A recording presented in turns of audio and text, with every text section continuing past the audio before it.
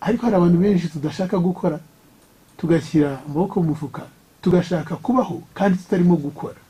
Imana idufashe. Muri Yohana nanone igice cya 10 umurongo wa 10 tubona Yesu avuga ati icyanzanye ni ukugira ngo abantu b'Imana bagire ubugingo kandi bagire ubugingo bwinshi.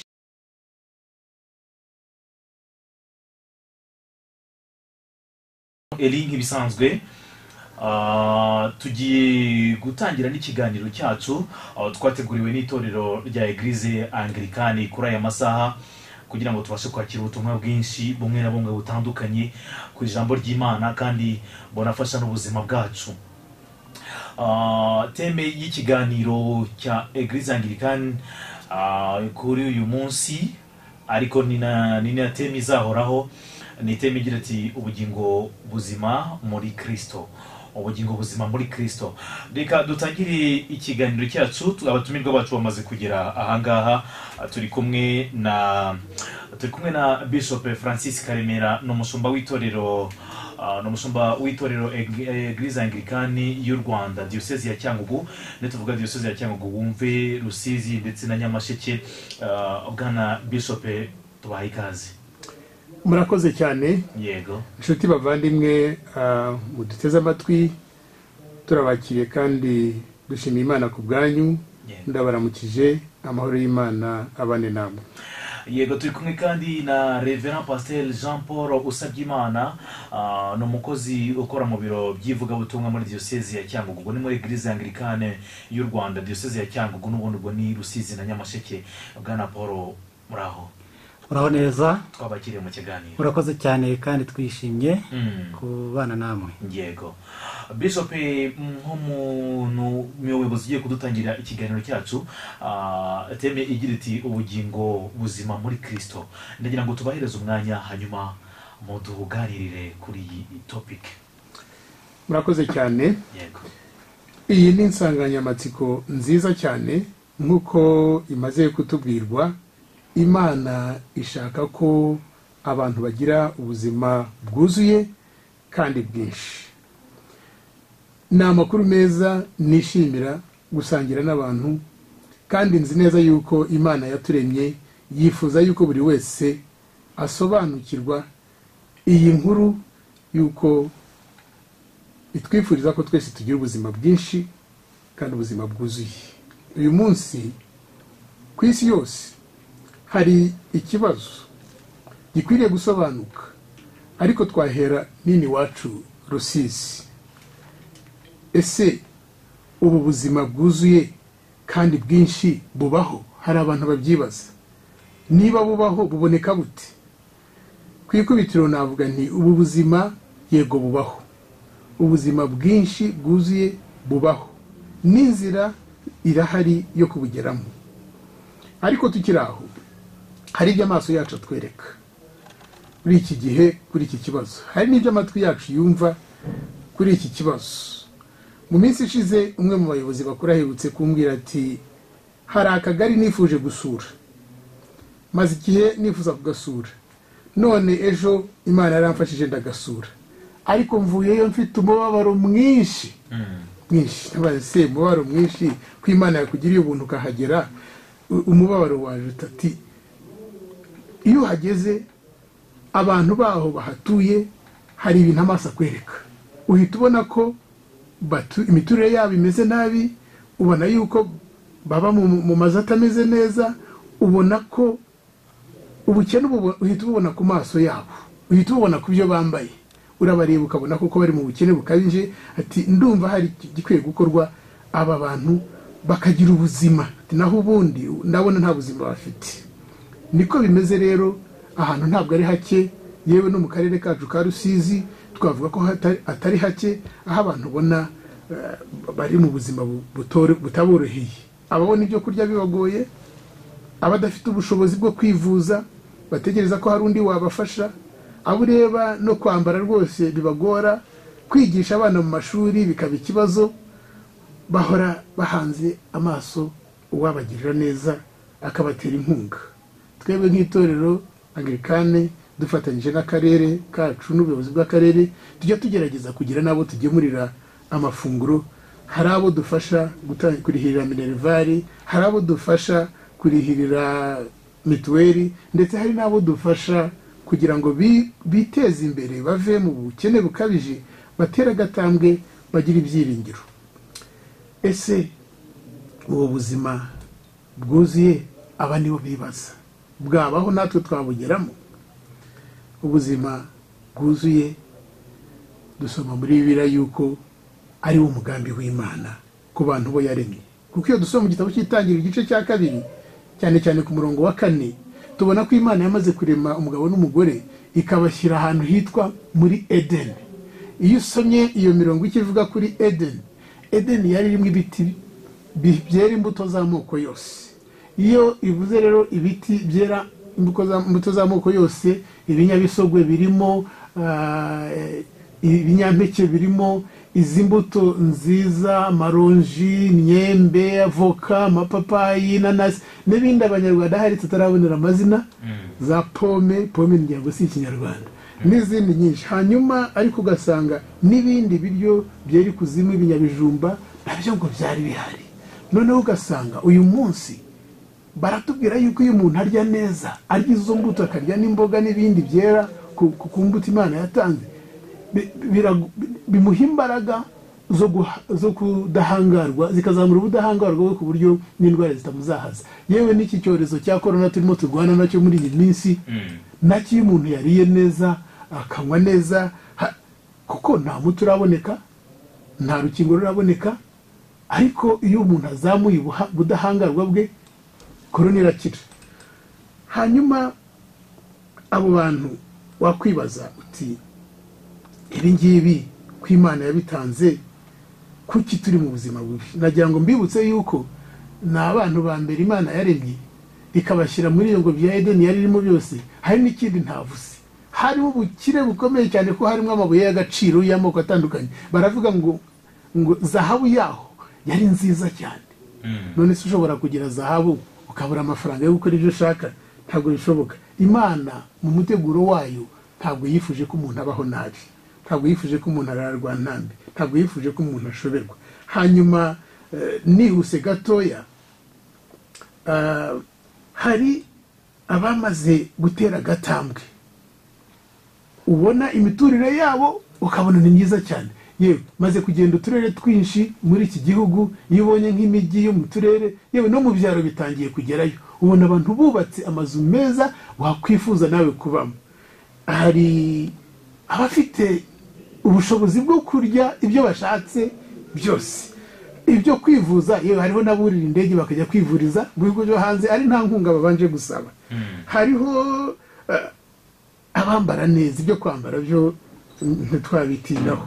Hari noneho abatarabuze n'aho bigishiriza abana, bamwe babajyana mu Burayi, abandi babajyana mu Bushihinde, abandi mu Bushinwa, gutyo muri Amerika.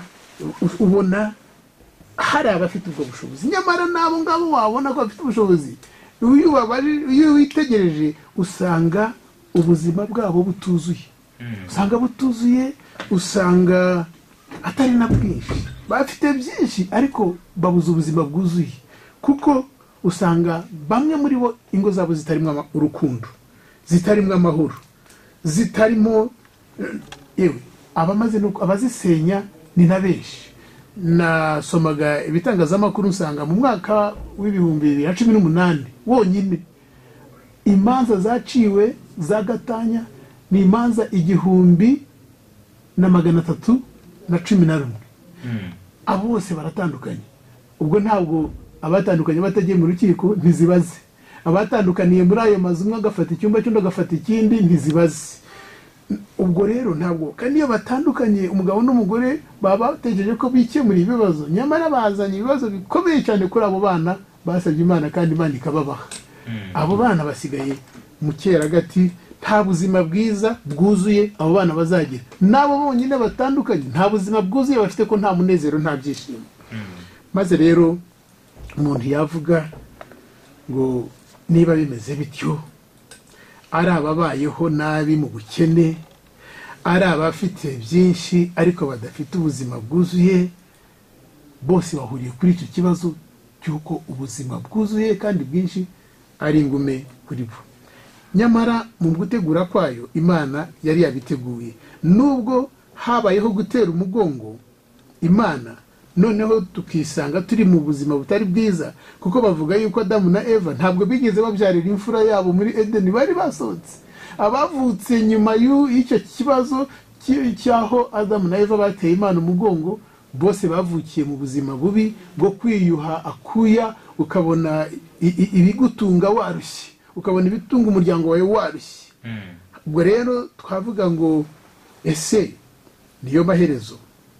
Muri Bibiliya dusimbutse tukajya mu Isezerano Rishya, tubona mu butumwa bwiza nk'uko bwanditswe na Luka, Yesu aza avuye mu butayu avuga misiyo yamuzanye ku isi.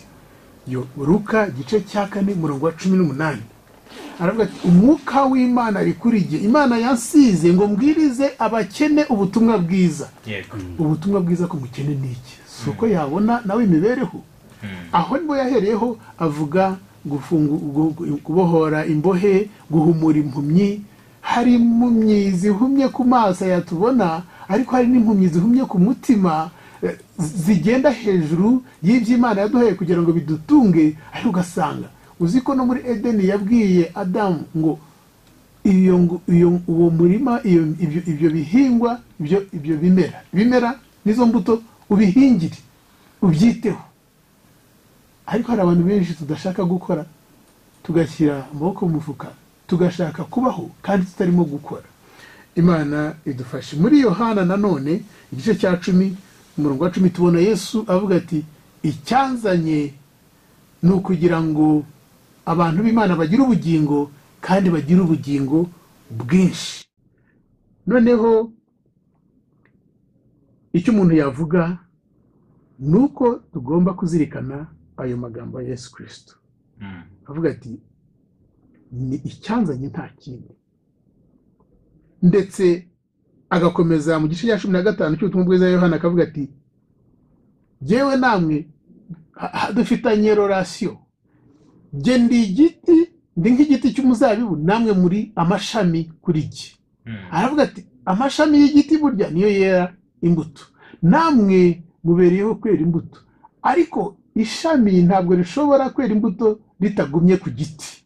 Iyo ritemwe rikagwa hasi, biruma, rigacanwa cyangwa se. Ariko icyo ashaka kuvuga nubwo ngo ntambu yagera ku murongo ngira ngo wa 5 akavuga ati, nige muzabibu, namwe muri amashami yawo. Uguma muri jye nkaguma muri we, uwo ni we wera imbuto nyinshi. Kuko ari ntacyo mubasha gukora mutafite. Yesu arimo kuvuga ngo kuva cya gihe habaho ikibazo hagati y'Imana n'abantu bayo, bakava mu bwiza bw'Imana nk'ingaruka z'icyaha cyabo cyo gutera umugongo iby'Imana yababwiye, bakakira bitavuye ku Mana. Aravuga ati, noneho muri gihe birashoboka yuko mwifatanyije nanjye, hari ibyashoboka, hari ibyashoboka mwakwera imbuto. Noneho inzira imaze kumenyekana kandi Imana yashyizeho nimwe yo twahawe, kandi iyo nzira nk'uko ari yazanye Yesu ku isi, ni nayo nzira pasitori yasigiye umurimo wo kwigisha, ni nayo nzira musenyeri wacu hano mu Rwanda afite kwigisha, ni nayo nzira umukristo wemera Imana wese akwiye kugendamo kandi agakangurira n'abandi bagenzi kwigendamo. Kuko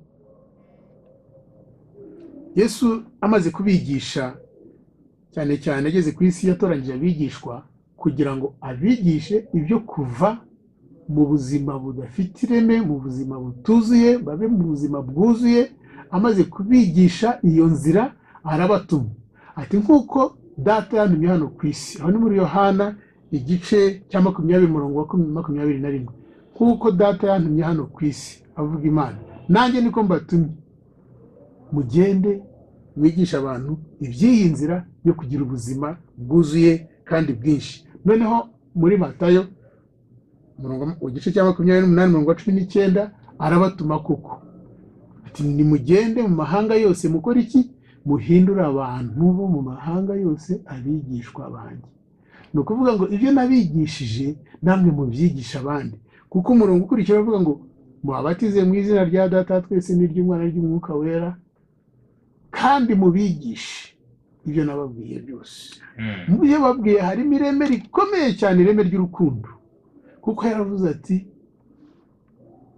niba mushaka kuzuza amategeko y'Imana yose mukagera muri ubu buzima bwiza, mukunda Imana n'umutima wanyu n'ubwenge bwanyu n'imbaraga zanyu, ariko ukunde mugenzi wawe nk'uko wikunda. Aranavuga ati nudakunda mugenzi wawe muturanye nta kuntu urukundo rw'Imana rwaba rukurimo. Kandi aravuga ati urukundo ni ibintu bifatika.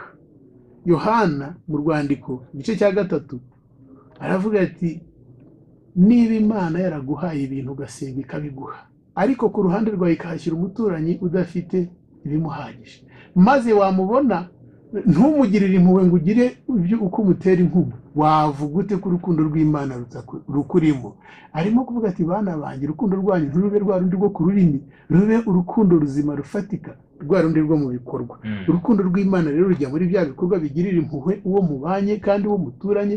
Kandi Imana ikidusaba ntabwo idusaba guha abantu ibyo tudafite, ariko ngo ibyo yaduhaye tugire n'imbabazi, tugire n'impuhwe, kuko ibyo byose Yesu ari ku isi yarabikoze.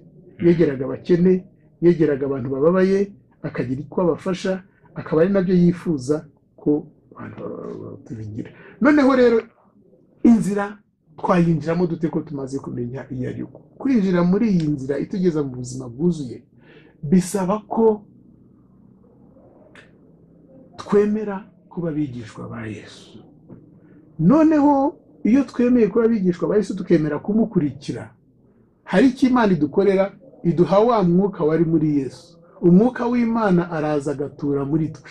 Iyo atuye muri twe rero bya bindi tuba twarabuze bituma tugira n'ibintu ariko ntitubigiremo amahoro bikatubamo. Kuko muri urwandiko Pawulo yandikiye Abagalatiya igice cya 5 umurongo wa 22 aravuga ngo abafite umwuka w'Imana muri bo ikizaba kwereka bagira urukundo, bagira amahoro, bagira ibyishimo, bagira impuhwe, bagira ubugwaneza, bagira kwirinda. Bya bindi byose tubura mu ngo zacu, tukabura amahoro, tukabura ubuzima bwuzuye, iyo umwuka w'Imana ari muri twe, iyo karagiteri y'Imana, iyo mibereho y'Imana iraturanga, tukaba abantu b'Imana koko. Nukubonye akavuga atari kuriya muntu n'umuntu w'Imana, undi babona undi atari kuriya muntu arishushanya. Nubwo yitwa pasiteri ntabwo tumubonamo ubuntu bw'Imana.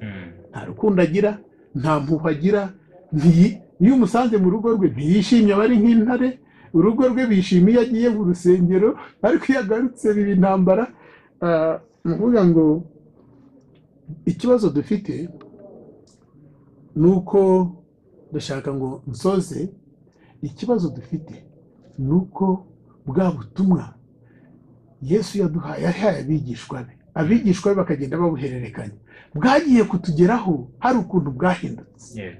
Ntabwo abatubyaje ubutumwa ahangaha mu gihugu cyacu cy'u Rwanda baduhinduraga abayoboke b'imiryango y'idini, bakaduhindura Abangilikani, bakaduhindura Abagatolika, bakaduhindura Abatisita, bakaduhindura amazina yose murayazi.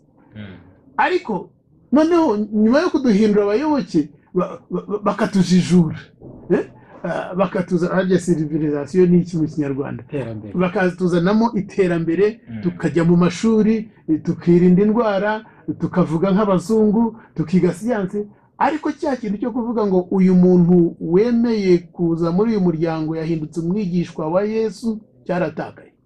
Ni nayo mpamvu ubona dufite ibyago ku isi hose, ntabwo ari mu Rwanda gusa, ku isi hose abantu benshi twitwa abakristo ku izina, ariko ntabwo turi abigishwa ba Yesu bihagije. Umwigishwa wa Yesu ni wa wundi wumva ibyo Yesu avuga byanditse muri Bibiliya akabikurikiza uko biri. Yavuga ngo kunda mugenzi we nk'uko wikunda, ukumva urukundo ari rwo ugomba kwimiriza imbere. Bavuga ngo muharanire kubana amahoro n'abantu bose, ugasanga hari abo gihe ntashaka kubana amahoro nabo, ahubwo ndigashoza ntambara n'ibindi nk'ibyo. Inzira yo kubaho neza iriho. N'abari mu bukene buriya ntabwo ari ukuvuga yuko ibyaba Imana itabishyize hano ku isi, ariko ureba Karemera ugasanga yihariye ibyatunga imiryango 10. Nyamara iyo miryango niba nayikundaga nk'uko nikunda ntabwo yaba mu bukene. Turimo turagerageza rero gusubiza imbaraga muri bwa butumwa bwa mbere bwo kugira ngo umuntu wese wakiriye Yesu, usengera aho dusengera, uteranira aho duteranira, tumwigishe urukundo rwo gukunda Imana, agakunda bagenzi be nk'uko yikunda, no kugira ngo bakunde gusoma ijambo ry'Imana, bakunde gusoma Bibiliya, kandi be kuyisoma gusa, bayishyire mu bikorwa, urukundo rufatika, urukundo ruzima, kugira ngo ibi bizatume twese dufatana urunana n'uwaburaye ye kuburara bwa kabiri, kuko hari ababimenye ko yaburaye kandi bahari. Ubwo rero ubwo butumwa bwiza bwa Yesu bw'urukundo, rw'amahoro, rw'ibyishimo, ubutubamo iyo Imana yabaye muri twe mu mitima yacu, nirwo ruduha ubuzima bwuzuye kandi bwinshi, busenderera no kuba turi hafi bose. Murakoze cyane. Arakoze cyane Bishop Francis Karemera ku ijambo ryiza maze kutugezaho, rihura nyine na teme igira iti ubugingo buzima muri Kristo.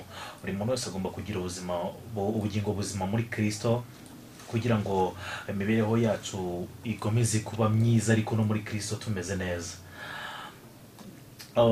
Tubibutse ko muze guhamagara kuri 0783364074 kugira ngo nimba hari icyo wifuza kubaza Bishop kuri uyu mwanya ku bijyanye n'inyigisho amaze kutugezaho, agusubize ari hano muri studio. Reka tufate akaruhuko k'amasegonda make cyane, ari nako muduhamagara kuri 078336404174.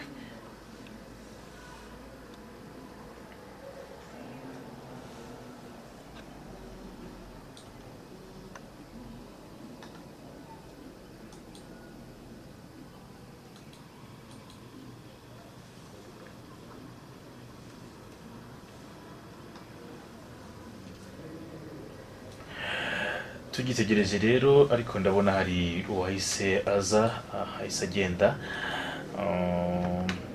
Tugitegereje, nari kuvuga ngo tugitegereje ko hari abahamagara. Najyaga ngo nimba hari ijambo Paul Usabimana ashobora kurenzaho gatoya ku butumwa Bishop amaze gutanga, twakira abantu nka conclusion y'ijambo nyine tumaze kwakira rituganisha mu bugingo buzima muri Kristo. Murakoze cyane. Kimwe cyo no gushimira kwa Bishop kubw'amagambo meza tugejejeho. Ikintu cyitwa ubuzima bwuzuye urakenewe mu karere kacu, urakenewe mu karere turimo, urakenewe mu gihugu cyose, urakenewe no ku isi. Kuko iyo tudafite ubuzima bwiza bwuzuye, tubaho dufite ikibazo, kandi inshuro nyinshi dutekereza ko tugifite. Ngira ngo rero ni gushimira nyakwa Bishop kubw'aya magambo meza atubwiye, kandi tunamenye ko ari nacyo Imana ihamagara itorero, kugira ngo abantu bagire ubuzima bwiza, ubuzima buzima burimo kwirinda, burimo urukundo. Kandi turasaba Imana kugira ngo idushoboze, kuko iyo urebye hanze ahangaha, ukareba mu rubyiruko, ukareba mu bakuru, ababyeyi n'ibyiciro byose bitandukanye dufite by'abantu, ubona iki kibazo gihari cy'uko abantu bakeneye kugira ubuzima bwuzuye muri Kristo Yesu. Imana ishimwe kuko tumenye naho tubonera ubwa buzima bwuzuye. Yego. Arakoze cyane umukozi ukora mu biro by'ivugabutumwa muri Diocese ya Cyangugu, Paul Usabimana. Nari ndi kwibaza ikibazo, ngira nti hari byinshi Bishop amaze kutubwira, ariko nagira ngo mbaze Bishop ni uruhare rw'amatorero atandukanye mu buzima bwiza bw'umukristo nyirizina n'uruhe? Icya mbere, ubutumwa bwa Bibiliya, ubutumwa bw'Imana dutanga, cyane cyane abakristo nibo nibandaho, bukubiye muri Bibiliya, kandi ni ubutumwa bureba umuntu w'Imana utitaye aho avuka n'uwo ari we n'icyo ari cyo, ni ubutumwa bureba umutima we. ariko nyuma yo kureba ko umutima we ukwiriye kwegera Imana kandi ugaha Imana umwanya, ni ubutumwa bunareba ku mibereho ye, imibereho y'umubiri. ese uyu muntu abayeho ati? ni nayo mpamvu Yesu ari ku isi ntabwo yirengagizaga abafite indwara zitandukanye. kandi no mu isezerano rya kera tubona Imana yarigishaga abantu ko birinda indwara. harimo rwose imirongo myinshi muri Bibiliya y'abantu kwirinda indwara. noneho ubwenge Bibiliya ihamagarira abantu guteza imbere ubwenge, gutyaza ubwenge. hari n'umurongo nkunda cyane uvuga ngo nk'uko icyuma gityaza ikindi niko umuntu atyaza mugenzi we. gutyaza ubwenge mu mashuri, niyo mpamvu usanga amadini menshi afite amashuri, usanga amadini menshi afite amavuriro n'ibitaro, niyo mpamvu usanga amadini menshi ari mu bikorwa byo gukura abantu mu bukene, kubafasha kugira ngo bafatanye. ariko ibyo byose urukundo rw'Imana rutari muri twe ntabwo bitworohera. hari umurongo njya nibuka cyane wo muri nawo ni Matayo igice cya 6, umwami Yesu Kristo abwira abantu ati, cyane cyane abantu bari mu buzima butari bwiza bakunda guhagarika umutima. ese ubu bizagenda bite? ese ubu abana noneho ndabatungisha iki? ese ubu nzabona umuntu ufasha kwigisha aba bana? ese harya nk'ubu ngubu hagize urwara byagenda bite? noneho ugasanga hari amaganya, ni ukwiganyira. noneho Yesu avuga ati, ntimukiganyire mwibaza ibyo muzarya, ibyo muzambara, amazu meza. murebe inyoni zo mu kirere, zidahinga, zitagira umurima, zitanahunika, Imana irazitunga. mwebwe se ntimuraba agaciro kurusha izi nyoni? nibuka rero aho bivuga ko twaremwe mu ishusho y'Imana, dufite agaciro koko. ati murebe indabyo zo mu gasozi ukuntu zisa. n'imyambaro yacu myinshi tuba twigana, iyo twashatse kurimba twigana izo ndabyo. ni ukuvuga ngo na Salomo mu bukungu bwe bwinshi ntabwo yigeze arimba nka ziriya ndabyo. noneho baravuga ati, mushake ubwami bw'Imana no gukiranuka. ubwami bw'Imana ni bya biri twavugaga, kwimika Imana mu mitima yacu, ikaba ari itegeka, ikaba ari itegeka ubushake bwacu, ikaba ari iyobora guhitamo kwacu. iyo rero ubwo ikabiduhaye gukiranuka. ngo rero ngo nimugera ku bwami bw'Imana mukagera no ku ntambwe yo gukiranuka, ibyo byose Imana izabibaha kuko izi ko mubikeneye. n'ababayeho nayo bazabaho neza nibemera ubwami bw'Imana mu mitima yabo, bakemera gukurikiza ijambo ry'Imana kandi bakemera no gukiranuka. kubaho bakiranuka, ibisigaye Imana irabiduha uburyo bwayo.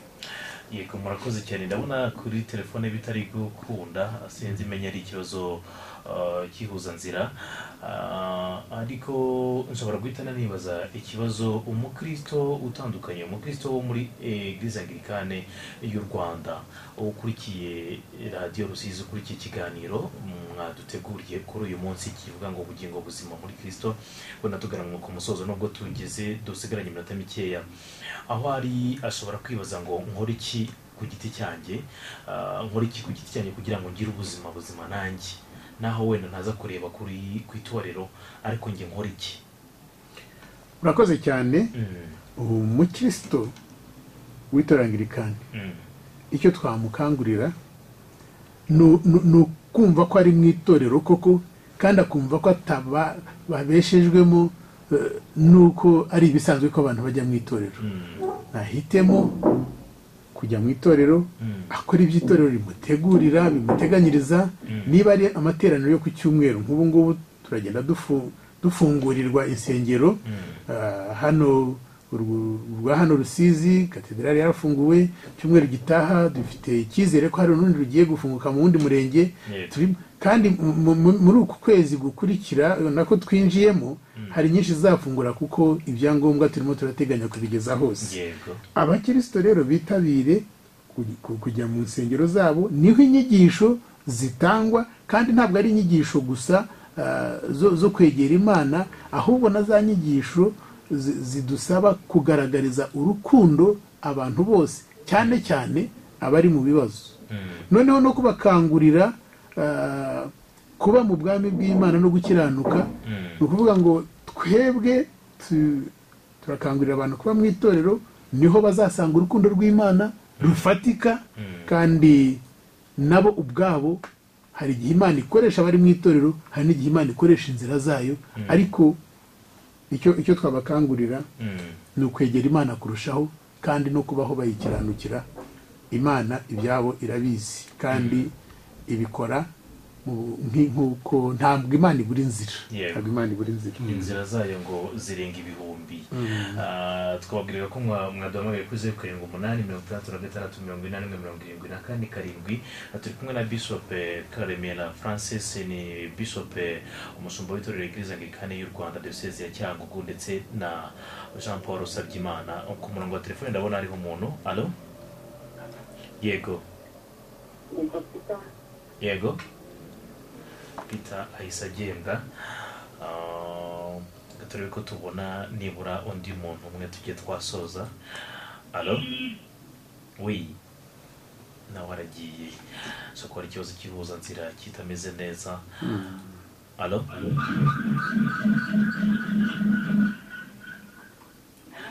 jya wihangana mu gihe ugiye guhamagara. Yego, turakumva. Yego, mwiriwe. Yitwa Ndagijimana. Ndagijimana Umurenge w'Arashonga. Iryo jambo rwose byanejeje Bishop yigishije kugira ubuzima bwuzuye. Nari mbaza ese kugira ngo ubuzima bwuzuye, batubwiye ko hari umuntu waba akennye, ese ubuzima bwa bwuzuye arakennye. Ese ko bavuze ko harimo n'abakizwa, umuntu aramutse akunze Imana agasenga byaba bihagije kandi akeneye ibyo kurya, ubwo buzima bwaba bwuzuye? Yego. Ese ni ibintu bingahe yakwiye kuba yujuje kugira ngo niba tuvuge ngo ubuzima bwe buzuye? Yego. Gusa kuba asenga ni kimwe, ese kirahagije? Yego. Mwadufasha nyakubahwa Bishop yadusubiza akadufasha kugira ngo abatoza amatwi twumve ubwo buzima bwuzuye, kuko umuntu rero ni ibintu bitanu bitatu yakwiye kuba yujuje, akavuga ko ibintu koko byabasha kuzabona yabyumvise. ubuzima. Yego, murakoze cyane Bishop. Ndagira ngo dukoreshe nyine igihe kuko iminota yo yaturangiranye, dusubize abadukurikiye. Murakoze cyane, ni ikibazo cyiza. Icya mbere, kuba mu itorero agasenga, akiga ijambo ry'Imana kandi akaryigishwa akarishyira mu bikorwa, ni intambwe ya mbere. Gukiranukira Imana ni intambwe ya mbere. Hanyuma urukundo rw'Imana ku bayikiranukira ntirubura inzira. Bishobora no kunyura mu bakristo bagenzi be, gusa icyo ndamwizeza ko nuko hari inzira nyinshi no mu itorero zirimo, no hanze y'itorero zirimo, kuko Imana ntabwo ikoresha itorero gusa, ikoresha ibintu byose yaremye. Ntabwo Imana yabura gusubiza uje ayishaka ngo ayibure ngo asubireyo amara masa. Ni ukuvuga ngo n'ubutunzi bwazamuka. Hari ubuhamya bwinshi, cyane cyane iyo hagaragaye urukundo mu itorero, urwo rukundo rukagera mu bantu aho batuye, kuko ubukristo bwacu ntabwo bugarukira mu itorero no mu rugo rwacu. Ubukristo bwacu bugera muri community, mu baturanyi. Iyo rero mu baturanyi habayemo urukundo no gukorera hamwe, nta kibazo cy'ubukene kinanirana. Yego. Imana rero irasubiza. Ndizera ko uyu muntu wari wabajije yasubijwe ku kibazo cyiwe. Reka dukoreshe igihe tugane ku musozo w'ikiganiro cyacu, ko cyari gifite intego igira ngo ubugingo buzima muri Kristo. Buri muntu wese, buri mukristo wese by'umwihariko, reka mvuge ngo muri Eglise Anglikane y'u Rwanda akwiriye kugira ubugingo buzima. Reka mbashimire cyane, mushimire Bishop Francis Karemera, n'umushumba w'itorero Eglise Anglikane y'u Rwanda diocese ya Cyangugu ni Rusizi na Nyamasheke. Reka mbashimire cyane mu kiganiro cyiza mwatuteguriye.